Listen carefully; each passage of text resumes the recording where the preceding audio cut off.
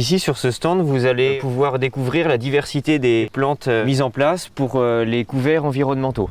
Donc différentes espèces peuvent être utilisées par les agriculteurs pour répondre à des obligations réglementaires de couverture de sol, également la réalisation de bandes enherbées pour réaliser des bandes tampons qui vont avoir pour mission de capter les éventuels nitrates ou pesticides résiduels.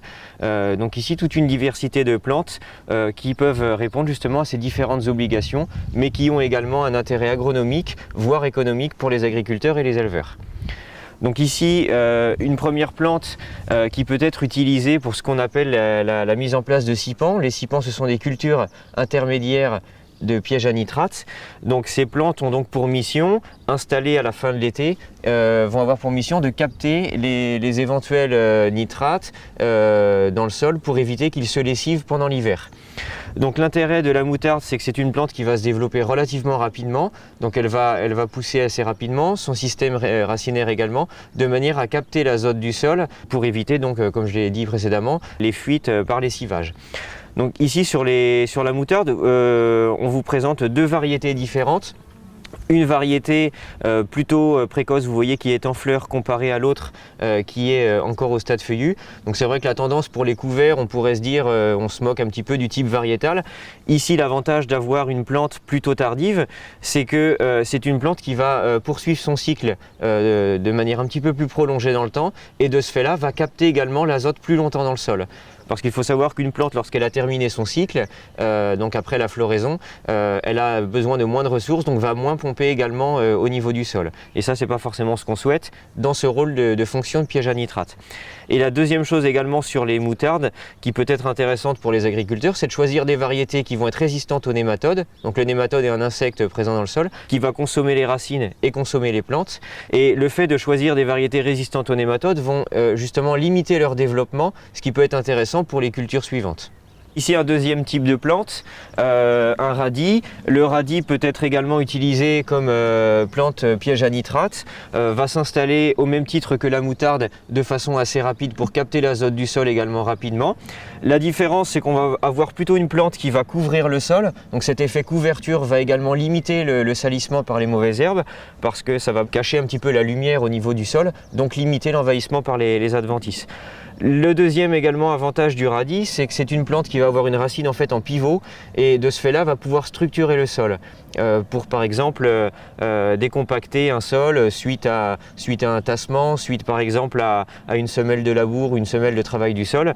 Ça va justement restructurer un petit peu le sol et éviter ces différentes semelles qu'on peut trouver dans le sol. Et au même titre que pour la moutarde, il existe aussi pour le radis des variétés qui sont résistantes aux nématodes. Donc encore une fois, c'est quelque chose qui est intéressant pour les agriculteurs pour limiter le développement de ces insectes et ensuite favoriser le développement de la culture suivante. La facélie, qui elle va être intéressante également pour le piégeage des nitrates pour deux raisons principales. La première, c'est que c'est une plante qui va s'installer très rapidement, donc plus la plante va s'installer rapidement, plus elle va pouvoir assurer ce rôle de pompage des nitrates de façon précoce. La deuxième raison pour laquelle cette plante est intéressante, c'est que c'est une plante de la famille des hydrophilacées, et en fait les hydrophilacées, c'est vraiment une plante qui n'est pas cultivée. Ce qui veut dire que ça va vraiment faire une coupure dans la rotation des cultures. Donc qui dit coupure, dit également coupure par rapport à certaines adventices qu'on va trouver fréquemment dans les céréales par exemple, d'autres adventices qu'on va trouver dans les crucifères comme le colza. Donc de ce fait là, ça va vraiment faire un peu une barrière si vous voulez dans le cycle des adventices, et également ça peut être un frein aussi au développement de certains parasites qu'on va retrouver dans un type de famille ou dans un autre. Donc étant donné que c'est une espèce qui n'est pas cultivée sur l'exploitation, ça va vraiment réaliser une coupure dans la rotation. Donc ça c'est une deuxième raison pour laquelle cette plante est intéressante. Outre également le fait que son développement très rapide va vraiment avoir un effet étouffant sur les mauvaises herbes, donc ça va vraiment contribuer également à libérer des sols après l'hiver qui seront relativement propres. D'autant plus également que c'est une espèce gélive donc qui sera détruite par le gel, donc l'agriculteur a donc une intervention de moins à faire pour la destruction de la plante puisque sa destruction est naturelle. Une autre famille de plantes qu'on peut utiliser pour la couverture du sol, c'est également les plantes comme ici le trèfle incarnate, la famille des légumineuses. On a vu avec les moutardes et les radis les crucifères, ensuite la facélie, donc la famille des hydrophilacées. Ici, avec les légumineuses, on va également avoir un avantage supplémentaire par rapport aux différentes espèces qu'on a vues précédemment. C'est que, comme toutes les légumineuses, le trèfle, la luzerne, le pois, la févrole, etc., les légumineuses ont la particularité de stocker l'azote de l'air qui est présent dans le sol, et grâce à une symbiose avec des bactéries qu'on appelle le rhizobium, l'azote va être stocké au niveau des racines sur des petites boules qu'on appelle des nodosités, qui sont en fait ni plus ni moins des réserves d'azote. Donc lorsque la plante a besoin d'azote, elle va les prélever dans ces nodosités, mais le gros avantage des légumineuses, c'est que l'azote qui sera stocké, une partie sera également relibérée au niveau du sol, ce qui sera profitable pour les plantes qui vont accompagner la légumineuse, mais également pour la culture suivante. L'intérêt également pour les agriculteurs d'intégrer une légumineuse dans les rotations, c'est justement de favoriser la culture suivante en espérant potentiellement apporter quelques unités d'azote qui seront gratuites pour la culture suivante. Un autre type de couvert qui peut être également utilisé, c'est avec une céréale associée avec une légumineuse. Donc c'est l'exemple qu'on a illustré ici avec une avoine qu'on va associer avec une vesse. L'intérêt de ce type d'association, c'est que l'avoine va couvrir assez rapidement également le sol, et le fait d'y ramener une légumineuse, en l'occurrence la vesse, ça va permettre à l'avoine de récupérer un petit peu d'azote grâce à la symbiose dont on a parlé tout à l'heure, et également ce couvert-là permettra à la culture suivante de récupérer également de l'azote au moment de la destruction de la culture.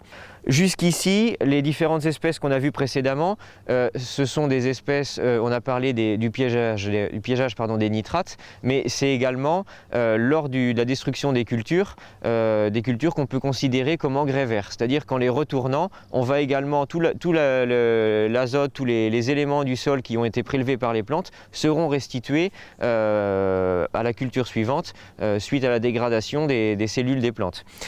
Ici, avec ce type de couvert, c'est également un avantage pour les éleveurs parce qu'ils vont pouvoir le valoriser par les animaux. Des plantes comme la moutarde, par exemple, ce n'est pas valorisable par les animaux, ni au pâturage, ni autre, alors que ici, avec une céréale associée avec une légumineuse, on pourra le valoriser à la sortie de l'hiver, soit en pâturage ou soit en ensilage, par exemple, en fonction des différentes plantes qu'on pourra utiliser. Donc selon la diversité des espèces qu'on va mettre en place, qui sont à la disposition des agriculteurs, on pourra s'orienter soit vraiment viser un aspect piégeage des nitrates rapide, ou alors un aspect piégeage des nitrates, mais également avec une vocation fourragère derrière. Un autre type de couvert qui peut également être mis en place sur les exploitations, ce sont ce qu'on appelle les bandes enherbées. Donc pour répondre à une obligation réglementaire qui date de quelques années, les agriculteurs ont pour obligation de mettre donc des plantes qui vont avoir un rôle de zone tampon entre les cultures et tout ce qui va être ruisseaux, fossés, étangs, etc.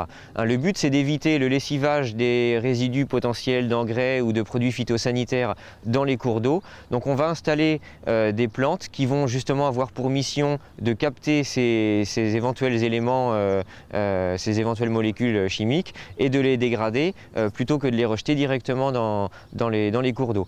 Donc pour réaliser ce type de couvert, on choisira plutôt des plantes qui vont avoir une grande pérennité pour éviter de les refaire trop souvent, mais également avoir des plantes qui se développeront peu. C'est le cas par exemple du raigrain anglais, d'autant plus si on utilise une variété type gazon.